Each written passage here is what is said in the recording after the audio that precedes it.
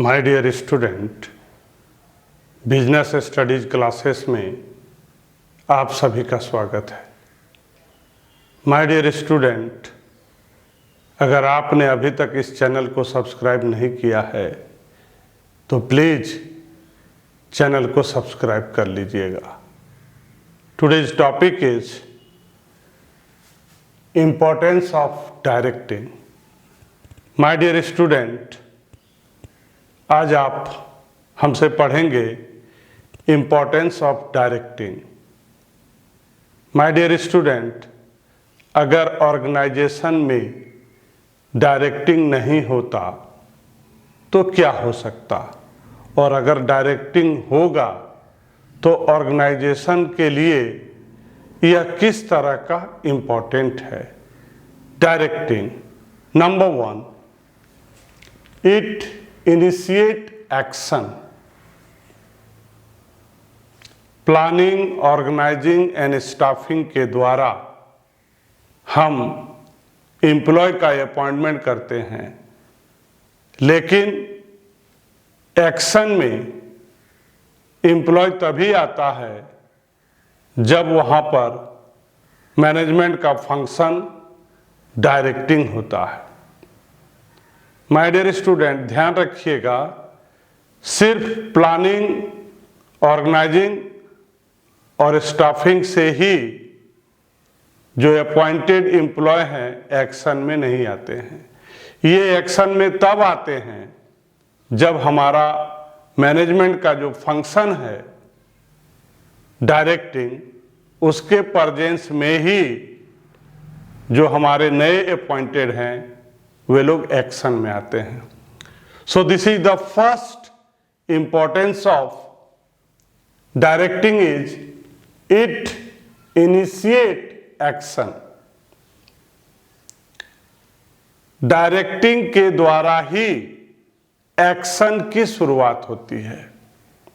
जो हमारे नए अपॉइंटी है वे लोग एक्शन में आते हैं with the help of directing.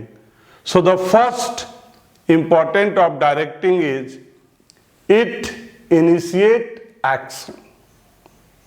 The employee are appointed up to the first 3 function of management.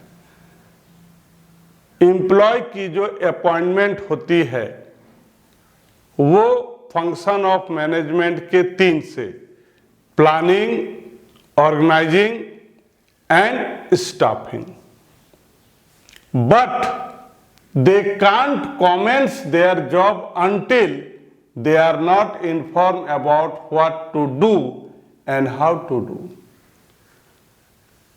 Appointment तो हो गया, but they can't do anything, what to do and how to do. They have not knowledge. ये जो नए employ होते हैं वे लोग ये नहीं जानते हैं क्या करना है, कैसे करना है। The manager perform this job through direction.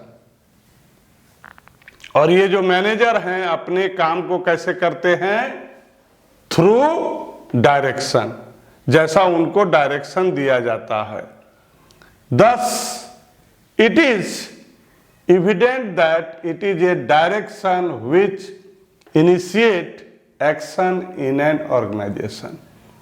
और यह प्रमाण है कि डायरेक्शन के द्वारा ही ऑर्गेनाइजेशन में जो नए एम्प्लॉय होते हैं उसमें एक्शन आती है और वे लोग काम करना शुरू कर देते हैं। सो this is the first importance of directing is it initiate action. Directing के द्वारा ही एम्प्लॉय एक्शन में आते हैं, काम की शुरुआत करते हैं। काम क्या करना है, कैसे करना है, ये डायरेक्शन के मदद से ही उनको जानकारी मिलती है। Number 2, it integrate employ efforts. सिर्फ एक्शन की शुरुआत ही नहीं होता है, जो यहाँ पर एम्प्लॉय होते हैं और उसका जो एफर्ट है एक दूसरे को ये जोड़ता है। Direction integrate employ effort. Employ का जो एफर्ट है, एम्प्लॉय जो काम करते हैं, जो जोर लगाते हैं काम पर, उसके जो एफर्ट होते हैं उसको ये जोड़ने का काम करता है। एम्प्लॉय के एफर्ट को डायरेक्टिंग जोड़ने का काम करता है। Many employ work in organisation. एक ऑर्गेनाइजेशन में बहुत सारे एम्प्लॉय काम करते हैं।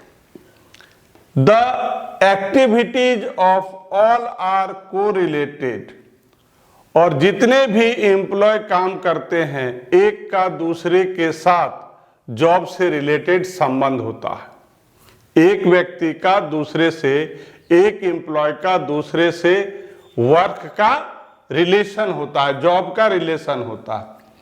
Success of an organisation is possible only when everybody does their job efficiently. और कोई भी ऑर्गेनाइजेशन सक्सेस तभी होगा, संभव तभी है जब सारे वर्कर अपने जॉब को इफिशिएंसी मतलब जो अपना समझ करके काम करेंगे।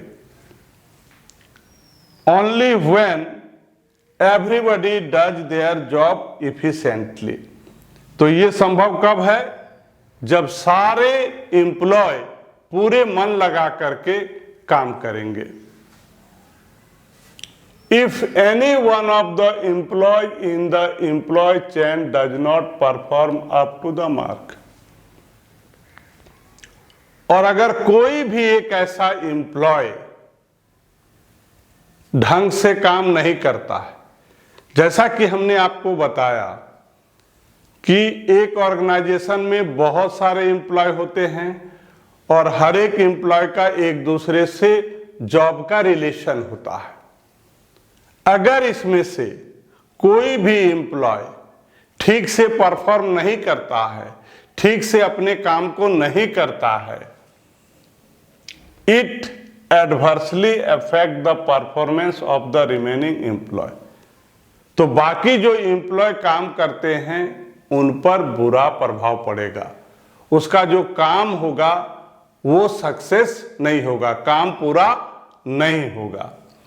Thus, it is essential to establish coordination among the activity। इसलिए हर एम्प्लॉय के बीच में कोऑर्डिनेशन बनाना बहुत ही जरूरी है। The manager establish this coordination by, और ये जो कोऑर्डिनेशन एम्प्लॉय के बीच में बनाता है, द मैनेजर कैसे कोऑर्डिनेशन को बनाता है? Supervising, providing good leadership, motivating and exchanging idea with his subordinate. Manager employ के बीच में कोऑर्डिनेशन बनाने के लिए सुपरवाइजिंग करता है, लीडर का काम करता है, मोटिवेट करता है और अपने सबऑर्डिनेट से आइडिया का एक्सचेंज करते रहता है। इसको हम लोग एक एग्जाम्पल के द्वारा समझ सकते हैं कि अगर एक गारमेंट का शॉप है तो जब भी कोई कस्टमर आता है तो वन ऑफ देम उसमें से एक उसको वेलकम करता है। दूसरा एम्प्लॉय गवर्नमेंट, कोई भी गवर्नमेंट जो है वो कस्टमर को एक दिखाता है। तीसरा जो है वो पैकिंग का काम करता है। नंबर 4 जो है कस्टमर से पेमेंट लेता है। और जो नेक्स्ट है वो एम्प्लॉय उसको, उस कस्टमर को धन्यवाद करता है कि आप मेरे दुकान पर आए, हम लोगों को अच्छा लगा। सो यहाँ पर आपने क्या देखा कि बहुत सारे एम्प्लॉय एक गारमेंट शॉप में काम कर रहे हैं, लेकिन हर एक का इंपॉर्टेंस यहाँ पर है। और ये संभव तभी है जब सारे एम्प्लॉय में कोऑर्डिनेशन होगा। और ये कोऑर्डिनेशन संभव तभी है जो उस गवर्नमेंट का जो मैनेजर है वो मोटिवेट करेगा, एज ए लीडर वहां पर काम करेगा और जो एम्प्लॉय हैं उनके साथ जो आइडियाज हैं वो उनके साथ एक्सचेंज करेगा, तभी ये संभव है। Number 3, it is the means of motivation. Directing means of motivation है। The objective of an organisation can only be achieve by motivated employ. My dear student, किसी भी ऑर्गेनाइजेशन का जो गोल है, जो ऑब्जेक्टिव है, ये सिर्फ और सिर्फ अचीव तभी किया जा सकता है जब उस ऑर्गेनाइजेशन के जो एम्प्लॉय होंगे वो मोटिवेटेड होंगे। Motivated employ work with full dedication and with a feel of belonging. और जो जिस ऑर्गेनाइजेशन के एम्प्लॉय मोटिवेटेड होते हैं वे लोग उस ऑर्गेनाइजेशन में पूरे मन से काम करते हैं, पूरे डेडिकेशन के साथ काम करते हैं।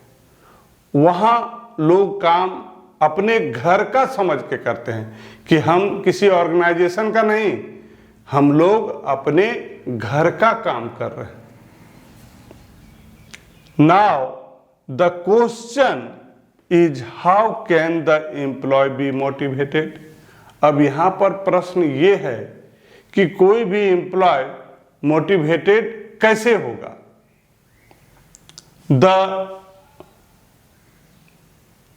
Now the question is how can the employee be motivated? The work of motivating employee can be accomplished through the directing function of management। और ये सिर्फ और सिर्फ किससे संभव है? डायरेक्टिंग से, जो मैनेजमेंट का फंक्शन है। Directing function of management, the problem of employee are curbed by the manager there, and then also he guide them in the right direction। ये कैसे संभव है?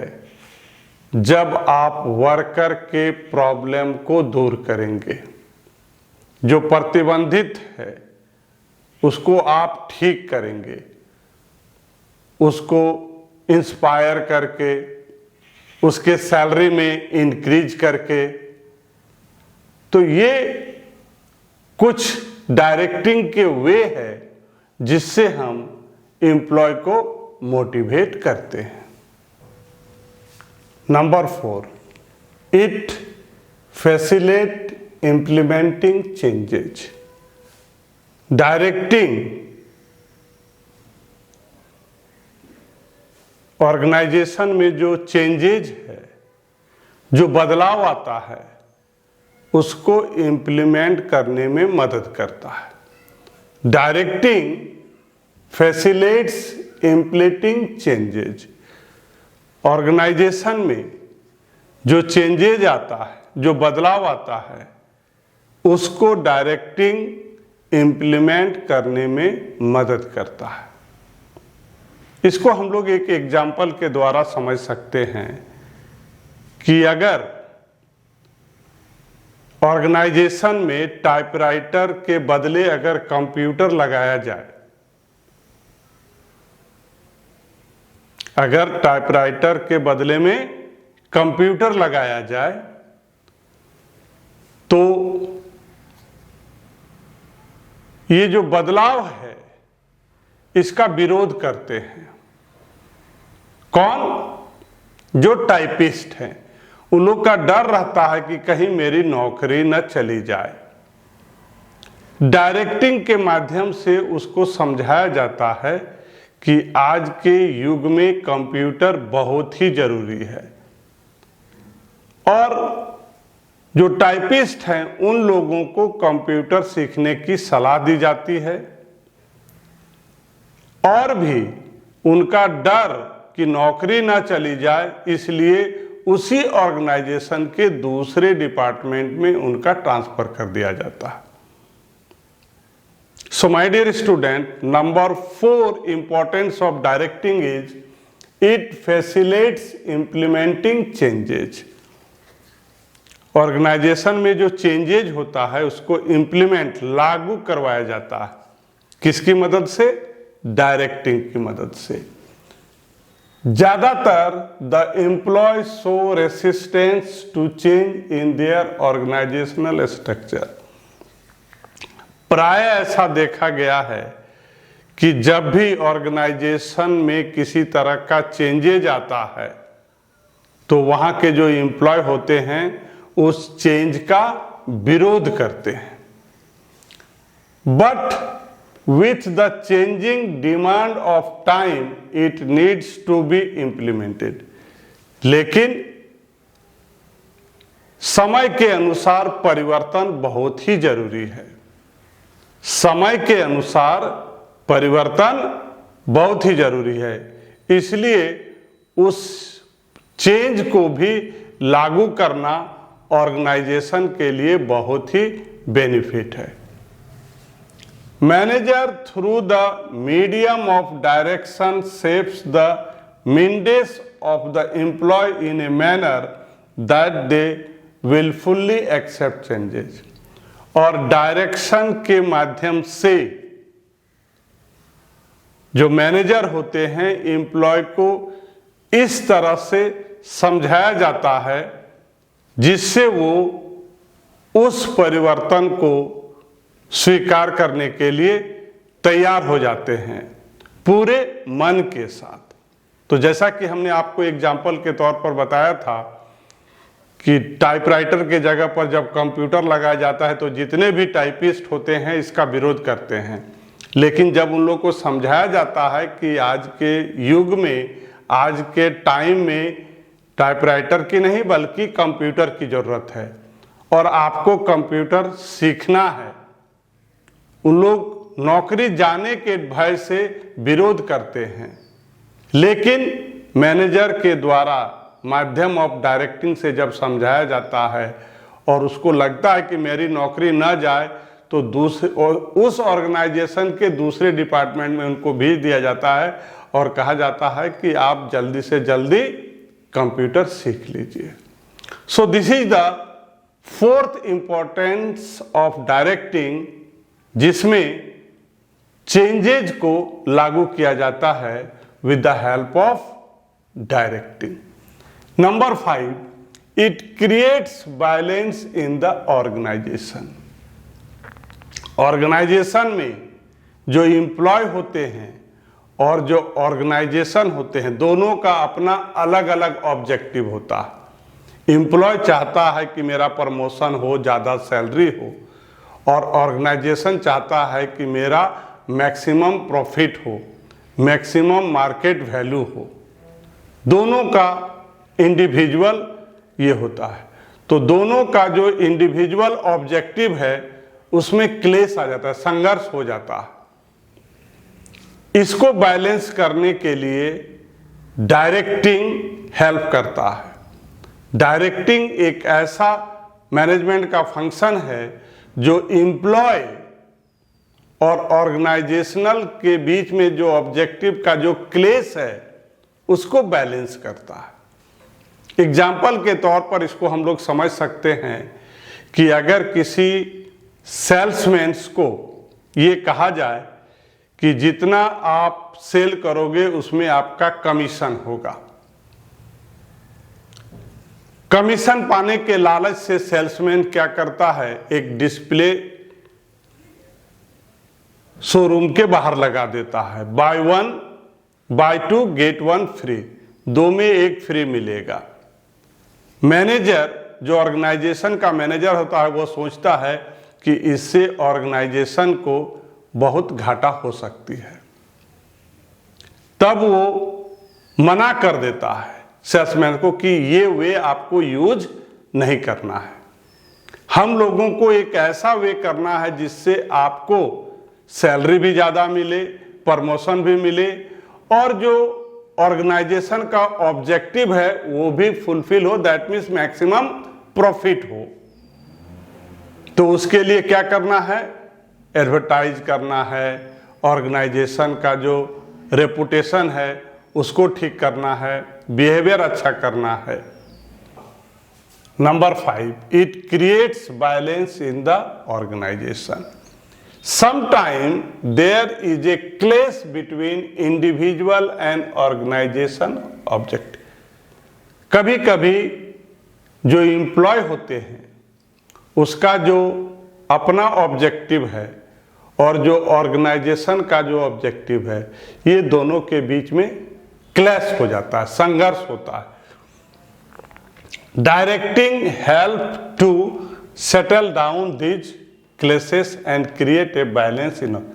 डायरेक्टिंग मैनेजमेंट का एक ऐसा फंक्शन है कि दोनों के बीच में जो क्लेश होता है उसको बैलेंस करता है और ऑर्गेनाइजेशन में एक अच्छा वातावरण तैयार करता है। On the one hand, a person work in organization for fulfillment of his objective like higher salary, promotion, etc. एक तरफ अगर हम एम्प्लॉय की बात करेंगे तो एम्प्लॉय का ऑब्जेक्टिव होता है higher salary, promotion, etc. On the other hand, the objective of company can be to earn higher profit, more market share, etc. और दूसरे तरफ अगर ऑर्गेनाइजेशन के ऑब्जेक्टिव की बात करेंगे तो कंपनी का टारगेट रहता है मैक्सिमम प्रॉफिट और more market shares. Manager through direction tell employ how they can fulfil their objective. Manager employ से कहता है कि कैसे हम लोग एक दूसरे का जो ऑब्जेक्टिव है उसको फुलफिल किया जाए, आपका सैलरी भी हाई हो जाए और ऑर्गेनाइजेशन का प्रॉफिट भी हो, while achieving organisation objective. Manager employ से कहता है कि हम दोनों मिलकर क्यों ना ऐसा कोई काम करें जिससे आपका सैलरी भी हाई हो जाए और ऑर्गेनाइजेशन का प्रॉफिट भी अचीव कर ले। Thank you.